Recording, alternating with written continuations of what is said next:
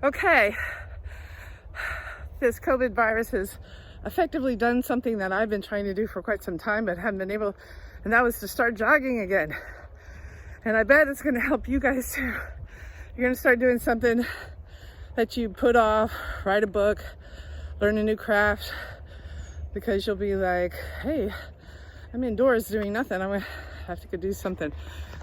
So I did yoga this morning, and there's the cherry blossoms.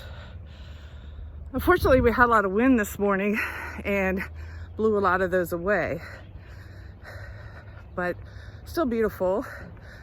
So I just thought I'd do a quick video about the timing, because everybody wants to know, hey, how long is this going to last?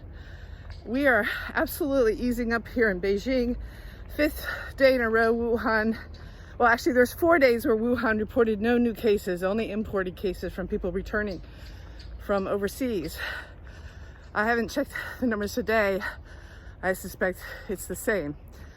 So we really went into lockdown right around January 20th, and now it's the 2nd of March. That's 8 weeks of heavy lockdown.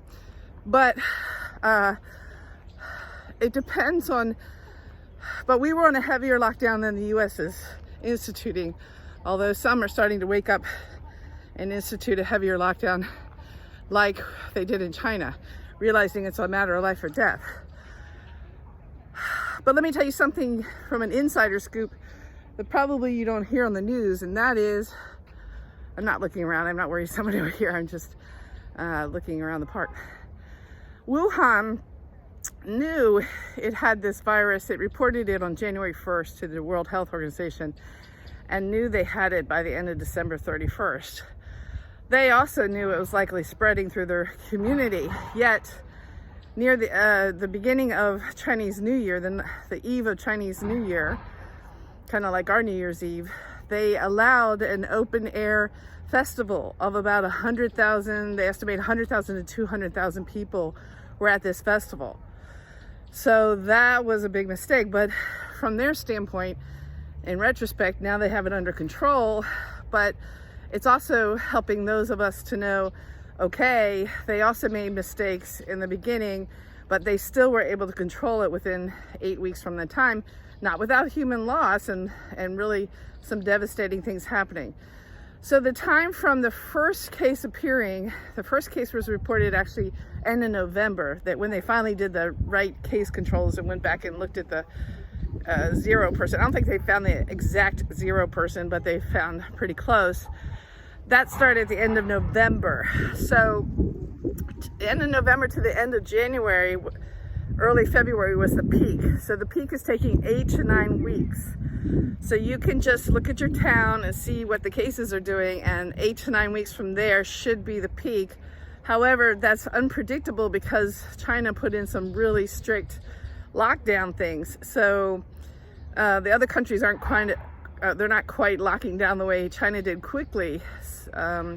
However, at least you have some idea of what is happening. Now, what they're worried about here in China and being very careful about are the rebound cases, or where the Chinese nationals are coming back from all over the world and they're bringing the virus from Italy or Europe or wherever they're coming back from.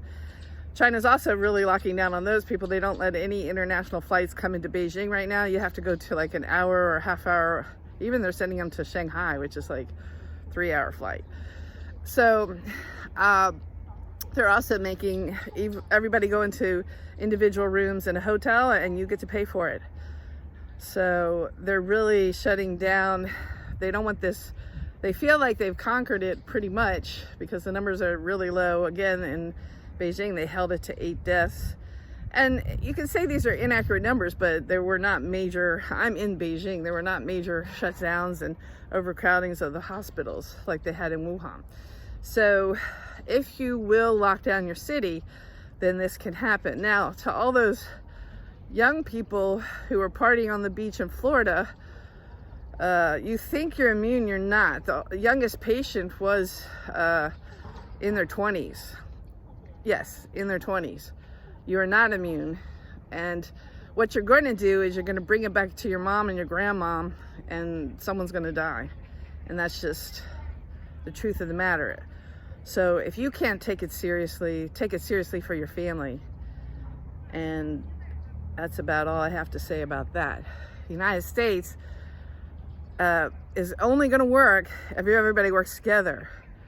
I believe that we can't do it on a state-to-state basis. We have to do it where we all pull together and get the resources together. We could have maybe traveling medical groups, because just like the spring, are these forsythia? Just like in the spring, my favorite cherry blossoms and pears and the red buds, they come out first, right? But then they go away, and right now the magnolias and these yellow bud things, forsythia, I'm not really good at that. They'll come out next, and then the willows are starting to come out, and then the other trees will come out. It's like that with the virus. It doesn't come out all at once. It slowly, progressively marches through. So the sooner you take steps to control it and be serious about it, the better off you're going to be. We feel pretty relaxed now in Beijing. The park's empty now because it's like 6:30 at night, and people have headed home for dinners. But you're going to make through it. You're going to make this. This is the 4th park I've been in, so each one of these walks in the parks have been in a different park. So you get to see some of the parks, and these are all pretty close to my apartment. So you get to see the parks of Beijing. And I'll just end it there with love from Beijing. We can do this, but we got to do it together.